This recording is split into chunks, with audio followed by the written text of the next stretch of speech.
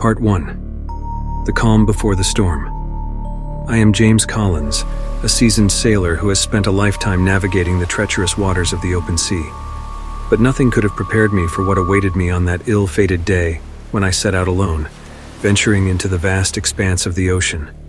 As the sun hung low in the sky, casting its warm hues upon the serene waters, I relished the solitude, the sense of freedom that comes from being surrounded by nothing but the endless sea. Little did I know that this tranquility would soon be shattered by a force beyond comprehension. Nightfall brought with it a sudden shift in the atmosphere. The calm sea transformed into a tempestuous maelstrom, lashing against my modest vessel with relentless fury. The sky blackened, obscuring the stars, as a storm of unparalleled ferocity descended upon me. Raindrops pelted my face, stinging like glass shards. Thunder reverberated through the air, drowning out the sound of my own heartbeat. Towering waves threatened to engulf my boat, testing the limits of my resolve. Clinging desperately to the wheel, my knuckles white with fear, I fought against the raging tempest to keep my vessel afloat. Part 2. The Haunting Spectre. Amidst the fury of the storm, a spectral figure emerged from the depths. It hovered above the water, its ethereal form radiating an otherworldly glow. Its eyes, glowing with malevolence, fixated upon me with an intensity that sent a chill down my spine. The figure's voice, a haunting melody, pierced through the howling winds. "James," it whispered, its words like icy tendrils invading my mind. "You have trespassed upon my domain, and now you shall pay the price." Trembling, my sanity teetering on the brink, I realized the truth. I had heard tales of ancient sea spirits, of vengeful entities that preyed upon lost sailors, dismissing them as mere superstition. Now, face to face with this ethereal entity, I knew the horrifying reality. As the storm raged on, the figure descended upon my boat, merging with the churning waters. Slimy and cold tentacles erupted from the sea, coiling around my vessel with a vice-like grip.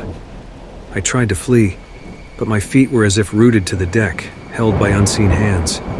The water churned, creating a vortex that threatened to swallow me whole. Panic surged through my veins as I realized the impending doom. Summoning the last ounce of strength, I broke free from the invisible grasp and plunged into the tempestuous depths. Part 3. The Abyss Stares Back. Submerged in the frigid darkness, I found myself surrounded by an oppressive void. The water drained the life from my limbs, and my lungs screamed for air. Just as I was about to succumb to the abyss, a faint glow caught my attention. With a surge of desperate determination, I swam towards the light. As I drew closer, I discovered it emanated from an ancient shipwreck, forgotten by time.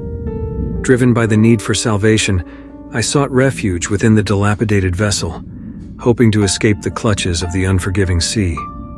Inside the ship, an eerie stillness greeted me. Dust particles danced in the air, and the creaking of rotten wood echoed through the desolate corridors. But my respite was short-lived as a haunting melody filled the ship, emanating from the depths of the vessel. Twinkle, twinkle, little star, how I wonder what you are. I followed its ethereal trail, unaware of the perils that lay ahead. The melodic notes entwined around my mind like insidious tendrils, leading me deeper into the heart of the ship. Part 4. The Endless Cycle. Within the ship's bowels, I found myself in a chamber bathed in a ghostly light. Faded paintings adorned the walls, depicting sailors lost at sea, their eyes filled with despair. At the room's center, a figure stood, her voice the source of the siren's song. The figure turned towards me, revealing a face that mirrored my own. She smiled, her expression a twisted mockery of warmth.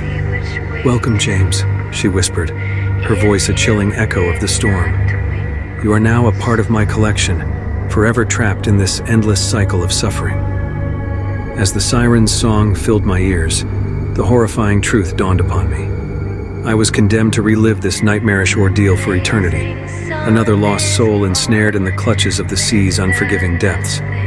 And so, the tale of James Collins, the man lost at sea, joined the countless others who had fallen victim to the watery abyss. Their stories, forever etched in the wind and waves, served as a haunting reminder of the perils that awaited those who dared venture too far from the safety of the shore.